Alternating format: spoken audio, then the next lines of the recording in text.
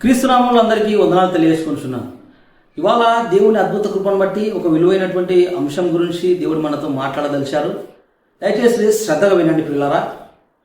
విషయం ఏంటంటే 118వ కీర్తనలో మనకు మాట కనపడుతుంది. 118వ కీర్తన 8వ వచనంని మనం ఒకసారి చూసుకుందాము.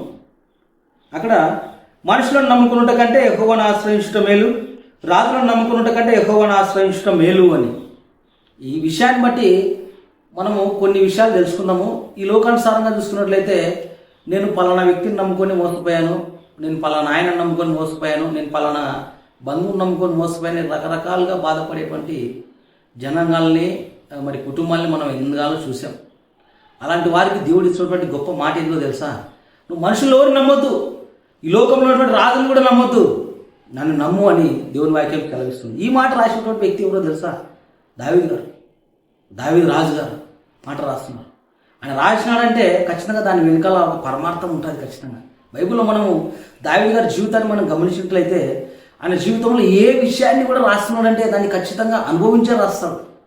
అది మనకు తెలుసు.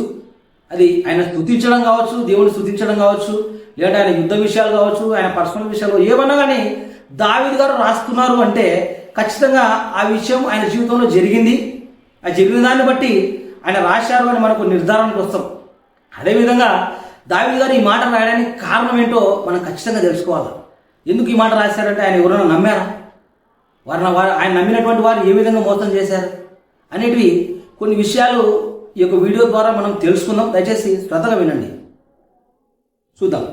మొదటి సమూయేలు గ్రంథం 23వ అధ్యాయము. మొదటి సమూయేలు గ్రంథం 23వ అధ్యాయంలో మరి మొదటి నుంచి 13 వచనం వరకు కొన్ని విషయాలు మనం ధ్యానిస్తాము. ఇక్కడ కెయిలా అనే ప్రాంతం ఉంది. ఆ కెయిలా ప్రాంతం మీదకి ఫిలిస్తీన్లు యుద్ధంకి వచ్చారు. యుద్ధంకి వచ్చినటువంటి ఫిలిస్తీన్ల విషయము దావీదు గారి చెవున వినపడుతుంది. వినపడినప్పుడు చూద్దాం. 23 వచనాన్ని మనం గమనిద్దాం ఒకసారి. అంతటా దావీదు, నేను వెళ్ళి ఈ ఫిలిస్తీన్లను హతము చేయుదునా అని యెహోవా యొద్ద విచారణ చేయగా, యెహోవా నీవు వెళ్ళి ఫిలిస్తీన్లను హతం చేసి కెయిలాను రక్షించమని దావీదునకు సెలవిచ్చెను. ఇక్కడ ఫిలిస్తీన్లు కెయిలా ప్రాంతం మీదకి వచ్చారని దావీదుకు వినబడింది. ఆ మాట తెలుసుకుంటే దావీదు ఏం చేస్తున్నాడో తెలుసా? ముఖ్యంగా ఏం చేస్తున్నాడో తెలుసా? దేవుణ్ణి అడుగుతున్నాడు. చూడండి, ఇక్కడ ఎంత గొప్ప విషయమయ్యా. దావీదు జీవితంలో ఇదే పాటించేది. ఆయన ఏ విషయం చేయాలా వద్దా అని మొదటిగా అడిగే వ్యక్తి ఎవరో తెలుసా? దేవుణ్ణి అడుగుతాడు ఆయన. అందుకే, ప్రభువా ఈ కెయిలా ప్రాంతం వాళ్ళు అపాయంలో ఉన్నారు, నేను వారిని విడిపించాలనా లేదా అని దేవుణ్ణి అడిగితే దేవుడు అంటున్నాడు, దావీదు వెళ్ళి ఆ కెయిలా ప్రజలను విడిపించు అని మాట అంటున్నాడు. ఆ మాటను బట్టి అక్కడ ఉన్నటువంటి దావీదు యొక్క సైన్యం ఏముంటుందో ఒకసారి చూద్దాం. మనము కింద చూద్దాము. 3వ వచనంలో, దావీదుతో కూడి ఉన్న జనులు, మేము ఇచ్చట యూదా దేశంలో ఉండినను మాకు భయంగానున్నది, ఫిలిస్తీన్ల సైన్యములకు ఎదురుగా కెయిలాకు మేము వచ్చినలా మరింత భయం కలుగును కదా అని దావీదుతో అనగా. హల్లెలూయా. పిల్లరా, ఇక్కడ అంటున్నారు దావీదు దేవునితో విచారణ చేస్తే దేవుడేమో వెళ్ళండి అని చెప్పన్నాడు. ఇప్పుడు దావీదు ఆ విషయాన్ని తన సైన్యం, కొద్దిపాటి సైన్యం, బహుశా ఒక 600 మంది ఏమో వారు, కొద్దిపాటి సైన్యంతో చెప్తున్నాడు. ఏమంటున్నాడు అంటే, ఈ విధంగా దేవుడు కెయిలా ప్రజలను విడిపించమని చెప్తున్నాడు, మరి వెళ్దామా అన్నప్పుడు అంటున్నారు వాళ్ళు, ఈ యూదా ప్రాంతంలో నివసించడానికే భయపడుతున్నాం. ఎందుకు భయపడుతున్నారంటే వాళ్ళు సౌలు ఉన్నాడు కదా, దావీదు గారిని చంపడానికి అంత మునుపు సౌలు చూస్తుంటాడు. ఆ యూదా ప్రాంతంలోనే వాళ్ళు దాక్కుని బ్రతుకుతున్నారు. ఈ దాక్కున్న ప్రజలు వేరే ప్రాంత ప్రజలను కాపాడాలని ఒక విడ్డూరం ఉంది కదా, అదే దేవుని చిత్తం. ఆ విధంగా ఏందయ్యా ఈ యూదా ప్రాంతంలో ఉండడానికి మనం భయపడుతున్నామే, ఇప్పుడు కెయిలా ప్రాంతానికి పోయి వాళ్ళని రక్షించాలంటే మరింత భయము కలుగును కదా, మన చేత కాదు కదా అన్నట్టుగా దావీదు గారిని అనడం చూస్తాం వాళ్ళ సైన్యం. మళ్ళీ ఇంకోసారి దేవుని ఎదుట విచారణ చేస్తున్నాడు. కింది వచ్చిన చదవండి మీరు కావాలంటే.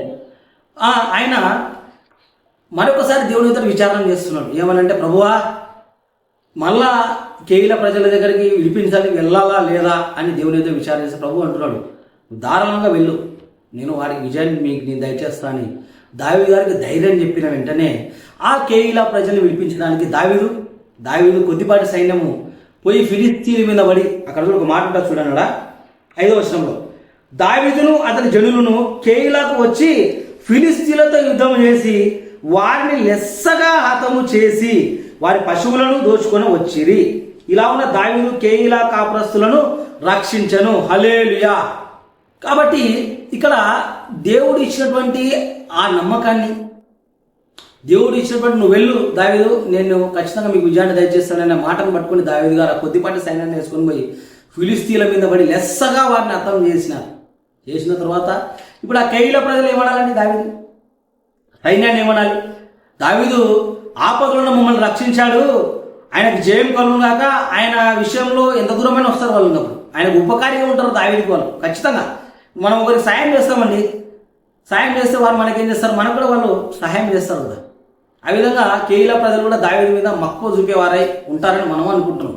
కానీ చూడండి అక్కడ విషయం 7వ వచనంలో, దావీదు కెయీలాకు వచ్చిన సంగతి సౌలు విని దావీదు ద్వారములను అడ్డగడులను గల పట్టణంలో ప్రవేశించి అందులో మూయబడి ఉన్నాడు, దేవుడు అతన్ని నా చేతికి అప్పగించని అనుకోనేను.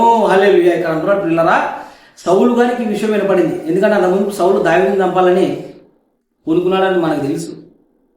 ఇప్పుడు ఈ కెయీలా ప్రాంతంలో దావీదు గారు ఉన్నాడనే విషయం సౌలుకు తెలిసి దేవుడు దావీదుని నాకు అప్పగించాడు అని అనుకున్నాడు. ఇప్పుడు దావీదు గారు ఒక విషయం అడుగుతున్నాడు. ఏమని? దావీదు గారికి వినపడింది ఈ మాట, నువ్వు పలానా కెయీలా ప్రాంతంలో ఉన్నావని సౌలు గారికి వినపడింది, ఆయన వస్తే నేను ఖచ్చితంగా చంపేస్తాడు అని తెలిసిన వెంటనే ఆయన దేవుని ఎదుట విచారణ చేస్తున్నాడు. ఏమని చేస్తున్నాడో తెలుసా? నేను కెయీలా ప్రాంత ప్రజలను రక్షించగల ప్రభువా, వారు ఈ సౌలు నుంచి నన్ను కాపాడుతారా లేదా అని దేవుని అడుగుతున్నాడు. మామూలుగా ఏం జరుగుతుందండి? కెయీలా ప్రజల్ని ఆపదలు ఉన్న వారిని రక్షించాడు, ఇలా ప్రాణాపాయంలో స్థితిలో ఉన్న వారిని రక్షించాడు దావీదు గారు. మరి అటువంటి దావీదు గారికి కెయీలా ప్రజలు సాయం చేయలేవుదా? కానీ అలా జరగలేదు. చూడండి ఇక్కడే 11వ వచనంలో, కెయీలా జనులు నన్ను అతని చేతికి అప్పగించుదురా, నీ దాసుడైన నాకు వినబడినట్లు సౌలు దిగివచ్చునా?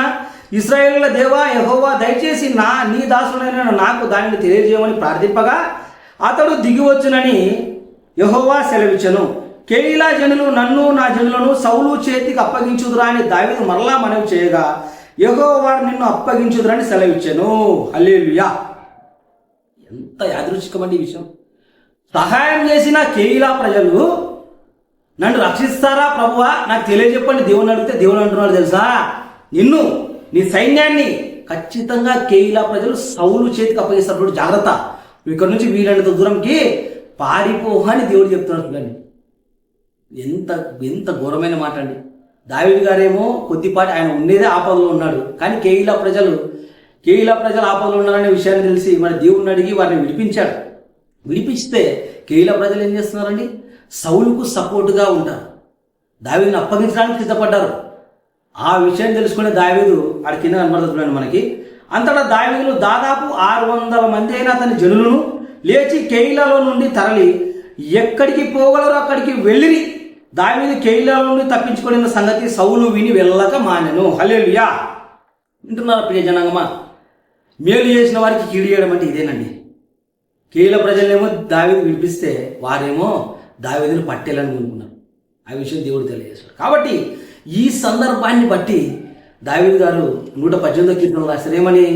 మనుషులను నమ్ముకున్నట్టు కంటే యెహోవాను ఆశ్రయించటం మేలు, రాజులను నమ్ముకున్నట్టు కంటే యెహోవాను ఆశ్రయించటం మేలని ఈ కెయీలా ప్రజలు చేసినటువంటి ఆ యొక్క మోసానికి నేను వాళ్ళని నమ్మా, కెయీలా ప్రజలను కాపాడతారు, నేను వాళ్ళకి సాయం చేసిన కాపాడతారు సౌలు నుంచి అని నమ్మాను, కానీ వాళ్ళ నుంచి సహాయం రాలేదు, నాకు ఆపద వచ్చిందని ఈ విషయంలో ఖచ్చితంగా దావీదు గారు ఆ మాట రాశారని మనము నమ్ముతున్నాం, నమ్మాలి కూడా.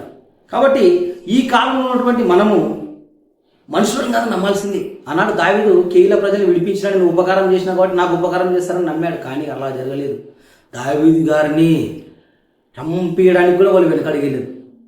అలాంటి ప్రజల మధ్య మనం బ్రతుకుతున్నాం. చూడండి జాగ్రత్త పిల్లరా. ఇక మీద నుంచి అయినా మనుషుల మీద ఆధారపడుతుంది, దయచేసి దేవుని మీద ఆధారపడే వారమై ఉండాలి, ఆయనను ఆశ్రయించే వారమై ఉండాలి. ఒక చివరి మాట అయితే మనం ఉంచుకుందాం. కీర్తనలు 18వ కీర్తన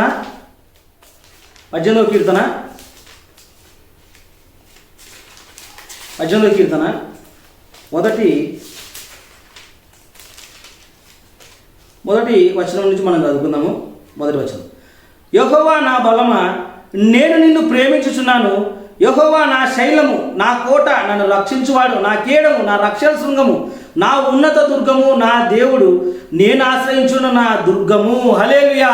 పిల్లరా, దేవుడే మన కోట, మన కొండ, మన కేడం, మన జీవితం, మన ప్రాణం దేవుడే ఉండాలి.